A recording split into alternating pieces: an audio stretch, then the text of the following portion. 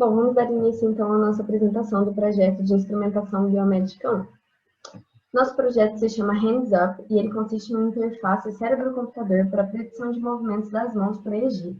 Nosso grupo ele é composto pelo Luiz, por mim, Natália, e pela Sofia. Bom, o que nos levou a ter a ideia desse projeto? Inicialmente, a nossa motivação foram pessoas que sofreram uma lesão medular cervical, que é uma lesão na coluna entre as vértebras C1 e C7. E como decorrência disso, essas pessoas podem perder totalmente ou parcialmente o movimento dos membros superiores. E logo com isso, essas pessoas possuem uma grande limitação nas suas vidas para poder exercer tarefas bem simples do dia a dia, como, por exemplo, para beber água, ou comer, ou mexer em algum dispositivo eletrônico, alguma coisa do tipo, sem nenhuma ajuda. Isso é bastante complicado para eles. Então, como objetivo, a gente quis consistir em basicamente alcançar uma melhoria de vida para essas pessoas, uma melhor qualidade de vida para essas pessoas. E, através de tecnologias assistivas, é possível fazer isso, como, por exemplo, com a prótese ou órtese de membro superior. E isso pode ajudar a elevar a qualidade de vida dessas pessoas, vai trazer um maior conforto, maior praticidade para elas, e elas vão conseguir também a realizar essas tarefas que antes eram inimagináveis. E, bom, a proposta desse projeto ele foi basicamente criar um sistema que vai possuir um conjunto eletrônico. Dentro desse conjunto, ele vai captar os sinais eletroencefalográficos do córtex motor primário de um sujeito. E depois, esses sinais vão passar por um software que vai fazer a predição da intenção do movimento dessa pessoa que possui essa mobilidade reduzida. Bom, e como decorrência disso, nós vamos conseguir classificar se essa pessoa vai desejar mover a mão esquerda ou a mão direita. Qual foi o pensamento dela naquele momento. E, para isso, nós usamos a leitura e da interpretação de sinais eletroencefalográficos, através da eletroencefalografia. E, com isso, foi possível, através dessa leitura e interpretação, ver qual que foi a intenção do usuário, qual foi a mão que ele teve a intenção de mexer. E esses sinais, eles são basicamente gráficos que vão consistir em mostrar para a gente um registro neurofisiológico dessa atividade elétrica que vai estar acontecendo naquele momento no encéfalo. No córtex cerebral, dentro dele, vão existir 4 grandes áreas motoras. E uma delas é a área motora primária, que é a área principal que nós usamos nesse projeto. Porque ela é uma área que ela está diretamente associada aos comandos de movimentos voluntários do nosso corpo. Então, por isso, ela foi a área mais importante usada no projeto. Essa área do córtex motor primário, ela vai seguir uma organização topográfica ordenada. E ela também pode ser chamada como somatotopia. Esse mapa somatotópico, ele foi representado por meio de uma caricatura chamada de homúnculo, que nós podemos ver nessa imagem do slide. Bom, toda essa partezinha azul vai ser a área do córtex motor primário. E aí vão ter os movimentos voluntários, como vocês podem ver, dos braços, das pernas, da boca e assim por diante. Isso nos leva aos posicionamentos dos eletrodos. Eles ficam posicionados no lado oposto do hemisfério do cérebro. É importante lembrar disso, porque o hemisfério direito controla os membros do lado esquerdo e o hemisfério do lado esquerdo do cérebro vai controlar os membros do lado direito do nosso corpo. E esse fenômeno se dá basicamente pela depulsação, que vai acontecer no trato piramidal.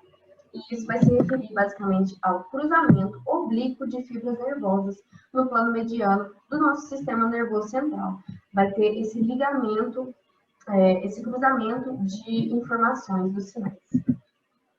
Então, com isso, vamos posicionar os eletrodos dessa forma. Nós vamos usar os eletrodos C3, C6 e C4 para captação de sinais. O eletrodo FZ como sendo o eletrodo de artefato. E o eletrodo A1 ou A2 como eletrodo de referência. O eletrodo C3 e C4 eles vão estar em cima do posicionamento da área do córtex motor primário referente à mão direita e esquerda. Existe um intervalo de frequência no EG que ele vai ser dividido entre bandas de frequências bem próximas.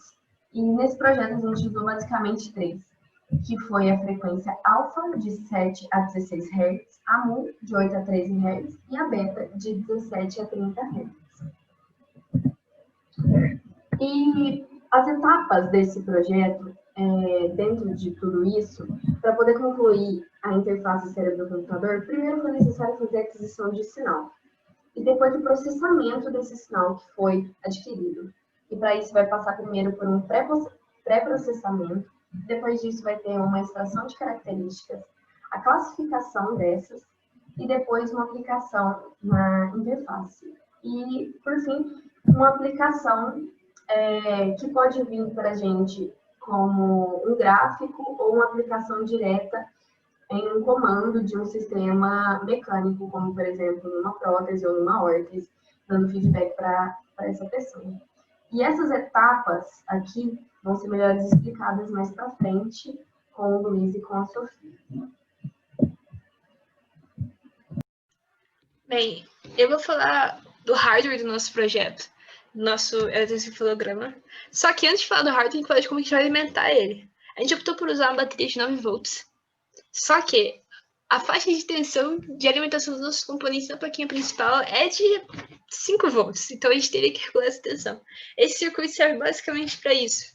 Então ele é basicamente um regulador de tensão para 5 volts e duas saídas, uma de 5 e uma de 2,5. Ou seja, uma delas vai ser a nossa tensão de referência no circuito principal. Para fazer isso, a gente usou basicamente um seguidor de tensão e um divisor de tensão. Já na nossa placa principal, no nosso circuito principal, é essa coisa pequena aqui de 3 canais. Então, tudo que eu falar para um, aplica ao outro. A única diferença vai ser nosso eletrodo-alvo, que pode ser o C2, C4 ou CZ, que vai ser diferenciado do FZ com o A1 de referência. O nosso circuitinho, ele começa no amplificador de instrumentação. A gente optou por usar esse AD8221, porque ele, além de ter todos os parâmetros que se espera de um bom amplificador de instrumentação, ele tem uma rejeição de modo comum muito alta, com 10 de ganho, ele chega a 110 decibéis. Nessa primeira fase, a gente está dando um ganho de 55,5 no nosso circuito, o que é pouco, porque o nosso sinal ele tem amplitude de 50 a 100 microvolts. Então, para chegar nos 5 que a gente espera para poder fazer a conversão, tem muito ganho pela frente. Então, já que esse ganho de 55,5, ele obviamente não é suficiente e falta muito, a gente optou por fazer a amplificação em 2 etapas. A amplificação de fato, não do amplificador de instrumentação. A primeira etapa, a gente usou o MCP601, que é um amplificador operacional relativamente normal. E uma topologia de amplificador não inversor, com ganho também de 55,5. Se não me engano, esse é um pouquinho mais alto, 56. Mesmo assim, ainda não vai ser o suficiente. Ele vai estar lá navegando perto, em praticamente milivolts ainda. A próxima fase, então, a gente fez um ganho variado, com um amplificador diferente, que é esse aqui. De acordo com o bit de entrada que você der, ele vai te dar um ganho diferente, que varia, no caso desse modelo, de 0,64 em potência de 2. A gente adotou como padrão no nosso circuito, para fazer as contas, 8 de ganho, o que seria uma entrada de 1,00, de acordo com a tabelinha do datasheet. Só que, junto com esse amplificador, vieram duas questões. A primeira é que ele tem a impedância de entrada meio baixa, então a gente optou por colocar inicialmente um seguidor de tensão antes dele, para poder que ele tenha a impedância de entrada maior, né?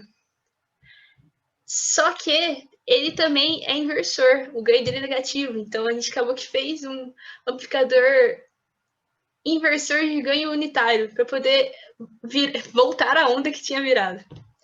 Também, esqueci de falar que entre essas fases de amplificação, a gente colocou 2 filtros passa alta passivos com frequência de corte em 0,1 para tentar arrancar fora os offsets. Os teimosos que ficaram, a gente tirou de vez com nossos filtros ativos. No caso, tem um passa alta e um passa baixa.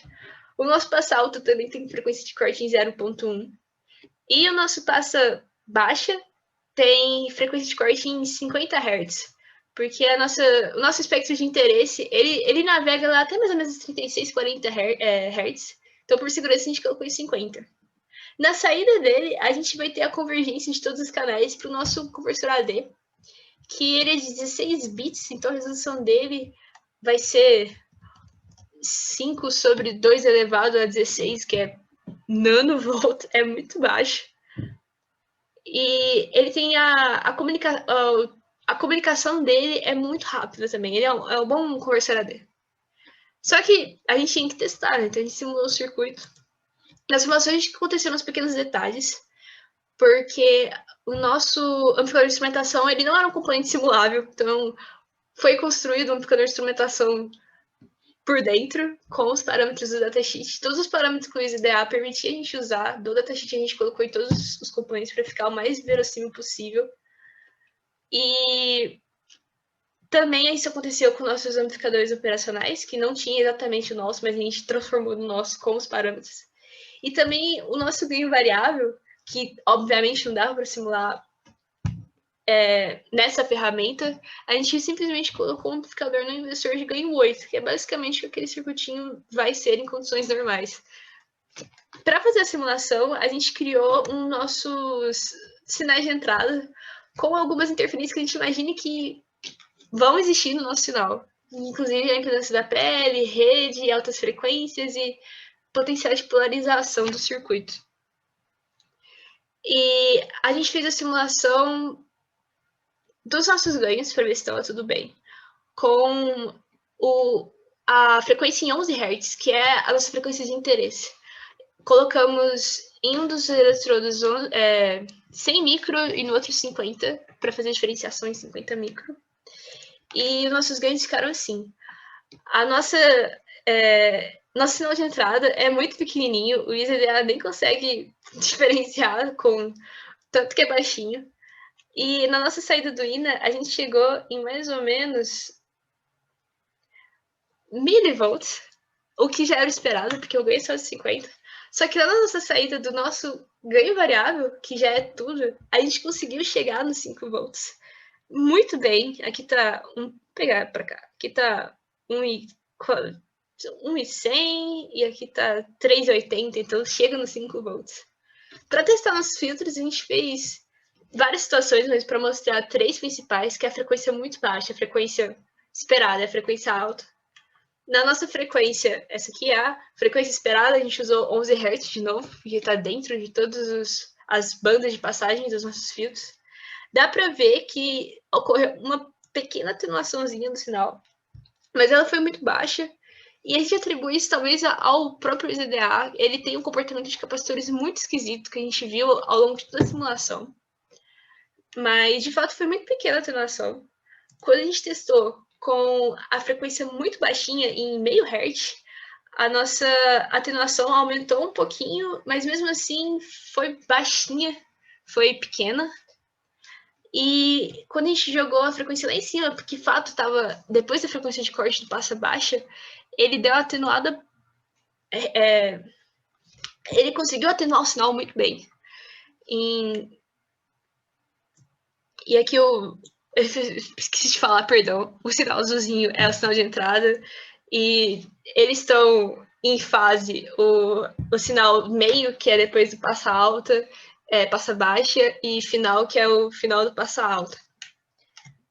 Agora eu vou mostrar as PCBs. Todas as nossas PCBs a gente fez no próprio ISDA mesmo.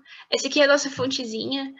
E a visualização 3D dela ficou assim. A única coisa que a gente não conseguiu fazer em nenhuma das duas foi os boards, que não tem a modelagemzinha 3D. Mas dá para ter uma noção boa de como ficaria o protótipo do nosso projeto. A nossa plaquinha principal, a gente fez os 3 canais e todas as entradas e saídas. Ela ficou tamanho bom, ficou 13x7. A gente fez 4 camadas e a gente isolou muito bem, tanto terra quanto 2,5, para não ter risco de ter interferência da própria placa na placa. A visualização 3D dela, mesma coisa, dá para ter uma noção muito boa de como é que ela tá. só que sem os borns. E sobre o hardware é isso. Eu acredito que dá pra ter uma noção de como ele ficou. E até com essa visualização 3D dá pra ter uma noção boa de como ele ficaria sem ser em 3D. Então agora nós vamos apresentar o nosso software. O nosso software foi desenvolvido todo na linguagem Python e nós desenvolvemos uma interface gráfica para que o usuário tenha uma experiência mais agradável com o software. Então vamos executar, aqui ele faz o carregamento do software e aqui nós podemos ver os quatro recursos que estão disponíveis. Um deles é o da instrução e nesse recurso ele vai ensinar o usuário como ele deve utilizar o hardware e o software. Então, por exemplo, aqui ele explica o posicionamento dos eletrodos. Nós temos 3 eletrodos do sinal de interesse, um eletrodo para a remoção do artefato sinal e apenas um eletrodo para sinal de referência, que pode ser posicionado tanto na posição A1 quanto na posição A2, que são nas orelhas.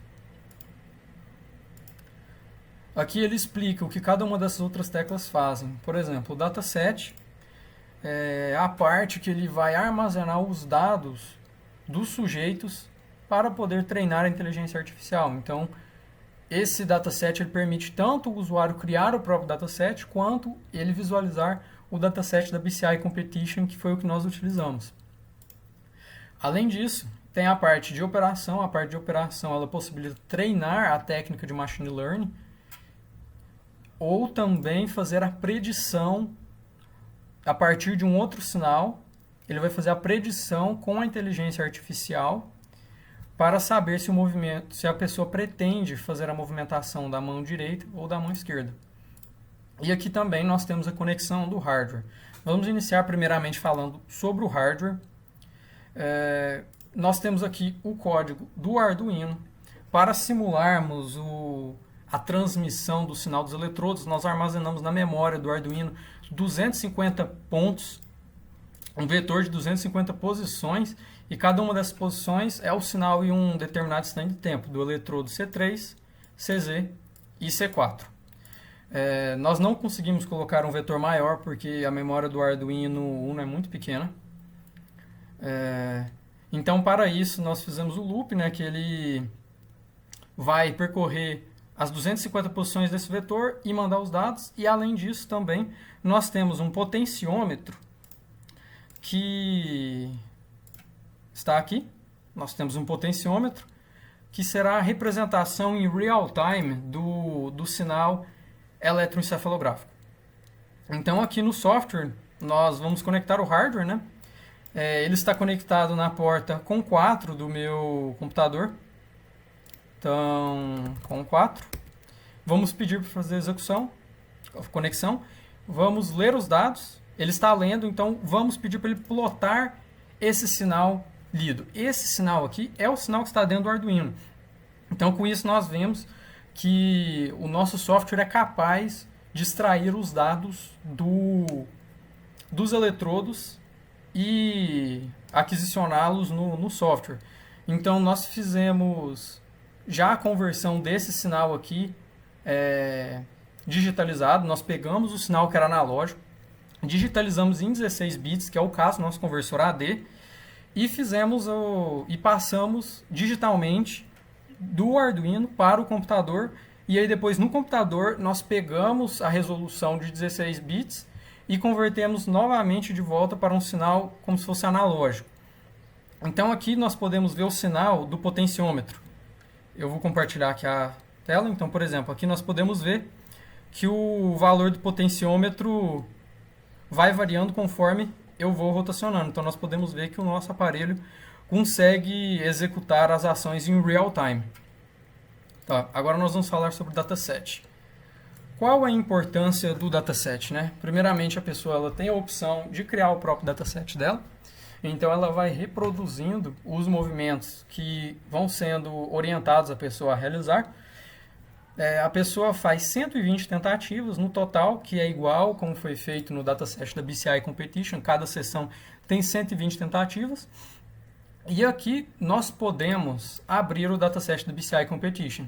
Então, por exemplo, eu tento abrir e falo, deu erro, tem que o indivíduo tem que estar do 1 ao 9, o usuário tem que estar do 1 ao 9, a seção do 1 ao 3. Então vamos pegar o usuário 5, seção 2, e vamos abrir o dataset dele. Como é que esse dataset é composto? Esse dataset ele possui o sinal eletroencefalográfico e ele possui os rótulos dele. E esses rótulos, no caso, 769 é movimento da mão esquerda, 770 é movimento da mão direita. E a partir desses rótulos, nós informamos a inteligência artificial. Esse padrão de sinal é referente à mão direita, já esse padrão de sinal é referente à mão esquerda. E a técnica de Machine Learning vai aprender sozinha a separar essas duas classes, mão direita e mão esquerda. Aqui nós podemos ver a densidade espectral do nosso dataset. Eles fizeram um filtro NOT em 50 Hz. Nesse caso ele não ficou muito bem sucedido, mas em outros indivíduos ele ficou. Então vamos parar aqui a formação do dataset. Agora nós vamos fazer a operação, né? Utilizar a função de operação, que ela vai possibilitar de treinar a inteligência artificial e também de fazer a predição do sinal. Então vamos fazer o treinamento. Então ele fala, ó, deu erro porque tem que preencher os campos, né? O indivíduo tem que estar entre o 1 e o 9 e o último indivíduo tem que ser depois do primeiro, né? Então vamos pegar o dataset inteiro, do indivíduo 1 até o 9. Aqui eu não marquei a remoção do sinal eletrooculográfico. Essa remoção do sinal ela é importante porque o movimento ocular o movimento do globo ocular ele pode impactar na leitura dos sinais dos eletrodos, principalmente na região mais próxima da testa, mais próximos dos olhos, né? Então aqui nós vamos iniciar a predição do sinal e aqui nós podemos ver a acurácia do nosso modelo, né? Então aqui, ó, nós temos os nossos dados, né? Essa aqui é a leitura do sinal dos eletrodos, né? C3, CZ e C4. Essa acurácia está em 100%, mas é porque ela ainda não pegou todos os dados, né? Então é melhor ter uma amostra grande para representar bem a acurácia da rede. Então como é que a nossa inteligência artificial funciona? Ela prepara 70% dos nossos datasets, né, do nosso banco de dados, 70% deles vão ser utilizados para treinamento, vão ser utilizados para ensinar essa técnica de Machine Learning. O que essa técnica de Machine Learning vai aprender? Então, o que a gente fez? A gente fez um pré-processamento de sinal, né? Então, a gente pegou uma faixa de frequência que era do nosso interesse, e também fizemos a remoção do sinal eletrooculográfico, que dá a opção. E aí, em cima dessa faixa de frequência, nós utilizamos a banda alfa e a banda beta, que são as bandas mais representativas para a imaginação motora e a execução do movimento. Então, a banda alfa ela vai de 8 a 14 Hz e a banda beta vai de 14 a 30 Hz, dependendo da literatura. Então, ele calcula a energia da banda alfa, ele calcula a energia da banda beta, e a partir dessa energia, ele calcula isso para os 3 eletrodos. Então nós temos 6 entradas para a nossa inteligência artificial. Então isso entra na inteligência artificial e ela vai fazer a predição do movimento. E esse treinamento da inteligência artificial, nós utilizamos uma técnica denominada de LDA, que é Linear Discriminant Analysis, que ele consegue separar classes linearmente separáveis, ou seja, a partir de uma reta. Então os dados de treinamento ensinam a inteligência artificial o posicionamento dessa reta, e aí ela vai fazer a predição do sinal dependendo de onde esse ponto cair, se ele cair de um lado da reta ou do outro lado da reta. Nós também podemos demonstrar a inteligência artificial para o indivíduo número 4, que ele apresentou o melhor resultado de todos. Por que será que ele apresentou esse melhor resultado de todos? O nosso dataset ele é composto de um dataset de imaginação motora. A imaginação motora é quando a pessoa imagina ela realizando um movimento. Então, isso é muito útil para pessoas que não possuem um membro, como um amputado, ou sei lá, uma pessoa que sofreu alguma lesão na medula, ela não consegue fazer movimentação, então ela faz a imaginação motora do movimento. E muito provavelmente esse indivíduo número 4 ele conseguiu fazer uma imaginação motora mais próximo do de fato que seria a execução do movimento. Então o dataset dele acaba que é um dataset mais próximo de um dataset de execução motora e não de imaginação motora. Outra coisa também é que o dataset desse indivíduo é um pouco maior. Pelo dataset desse indivíduo ser um pouco maior, acaba que a inteligência artificial ela consegue generalizar melhor os padrões desse indivíduo.